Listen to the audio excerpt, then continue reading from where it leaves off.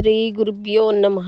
శ్రీ నిత్యానంద రామయ్యర్ల వారి విరచితము 4వ సీసపద్యము.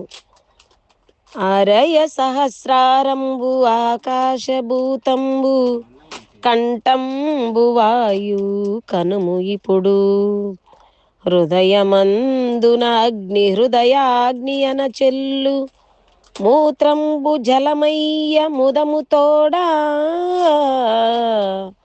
ఆధారమే మరి అరయ భూస్థానంబు ఇవి పంచభూతముల్ ఈ తనువున 5 భూతములకు ఆధారభూతంబు ఆత్మభూతంబుండు 6వదిగా